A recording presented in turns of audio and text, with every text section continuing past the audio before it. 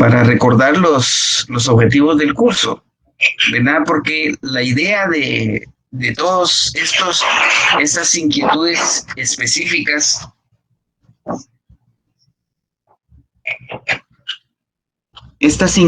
muy, muy puntuales, forman parte de un cúmulo mayor de conocimientos, ¿verdad? Y entonces, en términos generales, en el curso, este curso es introductorio y buscamos presentar bases de una concepción, una manera científica de entender e interpretar el mundo, y lo cual se estima que es necesario para el estudio de las ciencias económicas. Entonces, también este curso introduce al estudiante en el campo del conocimiento científico, las concepciones filosóficas fundamentales que todo profesional de las ciencias económicas ha de conocer. Y también tiene como característica que la filosofía tiene plena validez tanto en las ciencias naturales como en las ciencias sociales. Pero al mismo tiempo, la filosofía que nosotros exponemos acá es un instrumento metodológico, es como un método indispensable para investigar fenómenos, procesos del mundo, del universo, y sirve para también descubrir la verdad. Cuando concluyamos la unidad, esperaríamos que ustedes puedan enunciar de manera integral la idea de que el universo, la Tierra y la vida son producto de la evolución general de la materia y al hombre como resultado del desarrollo gradual del mundo animal. También que puedan estar en condición de valorar la función del trabajo en el proceso de formación del hombre, así como explicar que la actividad económica desempeña un papel determinante en el desarrollo de la cultura. Estos tres objetivos son los que nosotros buscamos alcanzar con ustedes, por eso estamos desarrollando los contenidos que les hemos presentado, es decir, nuestro trabajo de docencia está con base en objetivos. ¿Y cómo vamos a llegar a esos objetivos? Pues a través de desarrollar los temas que les presentamos en cada sesión de clase. Entonces, la importancia de los temas no radica en ellos en sí mismo, ¿verdad?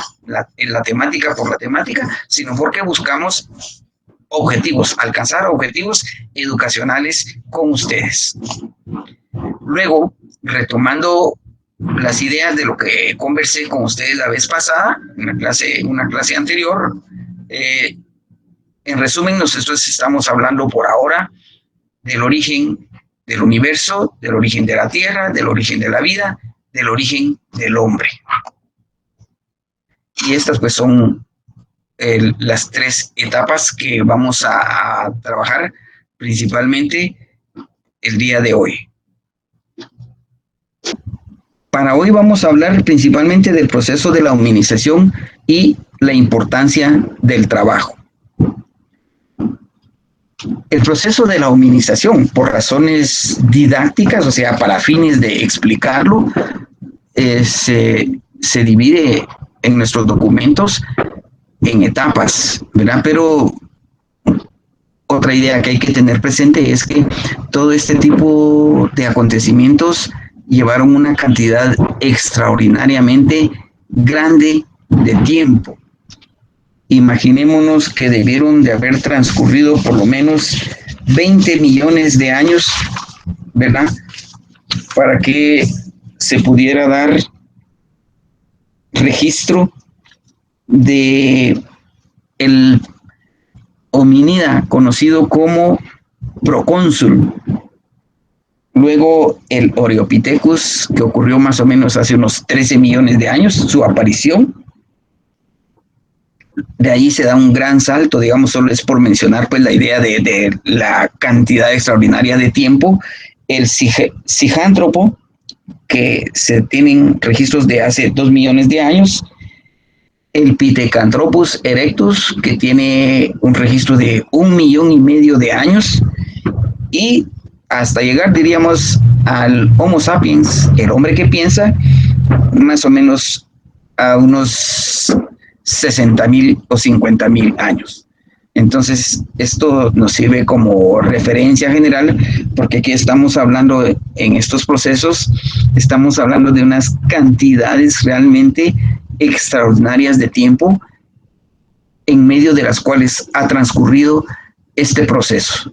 Y como digo, pues nosotros acá solo lo enunciamos con el objeto de alcanzar los propósitos que había enunciado en las páginas iniciales, en las diapositivas anteriores. ¿Verdad? Entonces, la primera etapa se da lo que se llama la preparación biológica, que ocurre a finales del periodo terciario y del cuaternario. Estamos hablando de los periodos de la Tierra, ¿verdad? La geología es la ciencia que nos permite a nosotros, nos ha permitido conocer las etapas, los periodos, los procesos que se han dado en la Tierra. Ustedes en su libro, en la página, según esta edición, en físico, en la página 19, en la página 20, en la página 21 y 22, tienen unos cuadros que se denominan calendario geológico.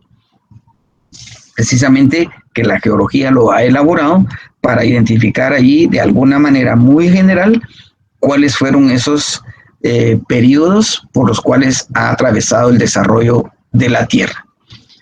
Entonces, a finales del terciario, que fue la era más grande que eso, se llama la era cenozoica, y principios del cuaternario. El hominida se llama hominida porque es un ser que tiene algo de características humanas desde el punto de vista de su estructura morfológica, de la estructura de su cuerpo, pero también tiene, digamos, un buen componente todavía de un ser animal. El Australopithecus, que significa mono del sur, porque fue encontrado en el sur de África. Este es el personaje que representa, digamos, el periodo de la preparación biológica. Se estima que ya para ese momento empleaban útiles toscos, posiblemente conocían algunos medios rudimentarios de comunicación. En esta etapa hay predominancia de las leyes biológicas, es decir, estos seres están adaptados y sobreviven, luchan con la naturaleza para poder sobrevivir, pero su existencia está determinada por las leyes biológicas, están adaptados a ese medio. Esa es, digamos, la primera etapa. La segunda se la conoce como la etapa del paso al hombre. Esta comprende desde la aparición del pitecántropo hasta el hombre de Neandertal. Aquí continúa la presencia de las leyes biológicas, pero aparecen elementos nuevos. Hay cambios en la morfología que afecta el cerebro, afecta la mano, las cuerdas vocales, los órganos de los sentidos. Y aparece acá también el andar erguido. El andar erguido es uno de los componentes de la denominada tríada homínida. Tríada significa 3 elementos y más adelante aparecen de nuevo. Hasta este momento los homínidas habían sido fundamentalmente seres arbóreos, es decir, ellos vivían en los árboles. Pero cuando bajan de los árboles y empiezan a caminar, digamos, en 2 extremidades, a caminar erguidos, todo en ellos va cambiando, su modo de vida, el aspecto del cuerpo, todos los aspectos del cuerpo van cambiando y van perdiendo ese aspecto grotesco que tenían de ser como simios, ¿verdad? Como gorilas, como orangutanes, etcétera. Entonces, digamos, va dándose un cambio en toda su apariencia física y se van convirtiendo paulatinamente de animales en hombres, es decir, se van volviendo del género humano, digamos. Al andar erguidos, al andar en 2 extremidades, al haber bajado de los árboles, el estar en 2 extremidades y ver hacia adelante les permite dominar su horizonte, ver qué es lo que hay delante de ellos, ya no estar viendo de arriba hacia abajo como era cuando estaban en los árboles. Y va cambiando también la forma de los huesos, de la columna vertebral, la musculatura, las funciones de las manos, los dedos que tenían un carácter totalmente opuesto, ¿verdad? Se van modificando, se van especializando. Eh, Hay un elemento importante que cuando ya han bajado ellos de los árboles y ya están desarrollando una vida más terrestre, van descubriendo nuevos elementos para su sobrevivencia, especialmente para su alimentación. Pero al mismo tiempo van desarrollando ya un cierto tipo de actividades. Por ejemplo, cuando modifican eh, los objetos, como modificar un palo, como modificar una piedra que la golpean con otra y le hacen filo, le sirve a manera de cuchillo para desollar un animal que han cazado, para partir la carne. Luego cuando se da el descubrimiento del fuego, sin duda que fue un acontecimiento extraordinario para esos momentos porque les permitió, imaginemos ya la cocción, cocer los alimentos y especialmente algo que intervino aquí fundamentalmente fue el consumo de la carne cocida, porque la carne tiene proteínas específicamente que afectaron directamente el desarrollo del cerebro. Pero junto y con todo eso se va dando desde luego el desarrollo de la mano, va adquiriendo nuevos movimientos,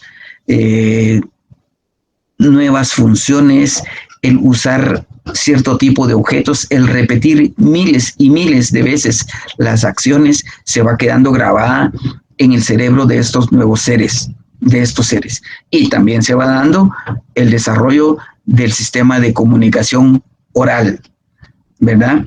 El aparato fonador, es decir, la garganta, la nariz, la cavidad bucal, los oídos, todo esto va cambiando, se van ellos adaptando, modificando el cuerpo de distintas maneras. Así que el andar erguido, el andar en dos pies también les permite movilizarse de una manera distinta en grupos y recordemos aquí de manera muy breve que se dieron distintas maneras o formas de organización social rudimentarias. Se caracterizaron por el sentido gregario, es decir, el sentido de andar juntos para protegerse de otros seres, ¿verdad? Empezaron conforme se fue desarrollando su evolución, se dedicaron a la caza, a la pesca, y uno de los acontecimientos fundamentales también fue cuando descubrieron la agricultura y la domesticación de los animales. Todo esto, decimos, en unas cantidades extraordinarias de tiempo que se fueron dando. Todo ello también estuvo signado, caracterizado por la creciente influencia del trabajo. Al darse cuenta ellos, ¿verdad?, que podían modificar la naturaleza, que podían los objetos que encontraban de manera así, digamos, natural, ellos los fueron modificando, adaptando a sus necesidades, fueron descubriendo. Sí, pero todos esos elementos, diríamos, se dan de manera casi conjunta. Y por eso decía yo al inicio que solo por razones de presentación de los temas es que buscamos ir haciéndolo de una manera ordenada, ¿verdad? Pero imaginémonos cómo era cuando estos grupos se juntaban, se reunían a encender el fuego, o cómo era que cazaban, o cómo era que obtenían los frutos, o cómo era que pescaban. Es decir, de todos estos elementos, de estas acciones o actividades para su sustento, hay evidencias, ¿verdad? Hay vestigios, los estudios los demuestran, y entonces lo que hacen es pues corroborar todo este tipo de ideas que estamos presentando a ustedes. El trabajo entonces fue un componente muy importante para que pudieran desarrollarse, para que pudiera operarse, realizarse, pudiera darse ese paso del animal al hombre. Y luego tenemos en ese periodo, en ese proceso, la aparición del hombre contemporáneo. Su representante específico es el que se conoce como el Homo sapiens, que quiere decir el hombre que piensa. Aquí, si estamos hablando del hombre que piensa, pues sin duda que estamos hablando de un hombre ya biológicamente distinto, morfológicamente el aspecto de su cuerpo ya distinto, digamos, más o menos como ahora es el ser humano, ¿verdad? Con su aspecto físico. Pero, digamos, cambió ya ahí la estructura del cuerpo, el movimiento de los brazos, la forma de los brazos, el cuello. En el periodo anterior, el cuello que se separó, la cabeza que se separó del tronco, ¿verdad? Y el cuello que ya tiene un movimiento pivotante, se llama, o sea, por ejemplo, ver así hacia arriba, hacia abajo, a la izquierda, a la derecha. Todo eso permitió ir desarrollando los órganos de los sentidos, como la visión también, ¿verdad? A partir del surgimiento del Homo sapiens, la evolución ya no está determinada por las leyes biológicas, sino por un nuevo tipo de leyes que se llama leyes sociohistóricas, que son las que hasta ahora prevalecen y son las leyes que determinan la evolución de una sociedad a otra. A partir ya de ese periodo se va perfilando, se va prefigurando más el hecho de que el hombre se convierte en el sujeto del proceso social del trabajo. Fíjense lo que dice ahí, el hombre sujeto del proceso social del trabajo. Es decir, el hombre existe a partir de entonces gracias a su existencia en sociedad, no de manera individual, sino de manera colectiva. Perviven las leyes biológicas, como se ha dicho, pero no son ya las determinantes. Quedan fijadas, como se mencionó arriba, a través de la herencia. Son ahora las leyes sociohistóricas las que van a determinar el desarrollo, la evolución de las sociedades. El trabajo, ¿verdad? La evolución del hombre y de la sociedad son dos aspectos de un proceso único, que es la evolución y que se hallan en una relación irrompible. No se puede separar estos dos elementos, la adaptación biológica al medio y la transformación social del medio con la ayuda de instrumentos de trabajo. Esto corresponde a lo que se ha denominado el principio de la tríada homínida, que son tres elementos. El que ya mencionamos, el andar erguido, el papel de la mano y el desarrollo del cerebro, ¿verdad? Con todo lo que implica cada uno de estos tres componentes de la tríada homínida. El trabajo, en su origen, fue una forma de adaptación biológica al medio que le rodea a los antropoides. Luego se da el perfeccionamiento evolutivo de los órganos funcionales del trabajo, se desarrollan hábitos de manipulación con diferentes objetos, que a su vez esto condicionó la correspondiente organización morfológica y el desarrollo de un sistema nervioso sumamente complejo que es el cerebro. El cerebro es la forma más compleja de la naturaleza que existe, es el elemento más desarrollado. Luego, en el desarrollo del trabajo, este alcanza un punto en el que se convierte en condición básica y fundamental de toda la vida humana. Dice Engels en el artículo, en el ensayo que ustedes van a leer ahí, que se llama El papel del trabajo en el proceso de transformación del hombre en mono. Ustedes van a leer esta afirmación de Engels, está extraída de ahí, dice, el trabajo en primer lugar y después de él y enseguida a la par con él, el lenguaje son los dos incentivos más importantes bajo cuya influencia se ha transformado paulatinamente el cerebro del mono en el cerebro del hombre, que aún siendo semejante a él es mucho mayor y más perfecto. Y al desarrollarse el cerebro, se desarrollaron también paralelamente sus instrumentos inmediatos, los órganos de los sentidos.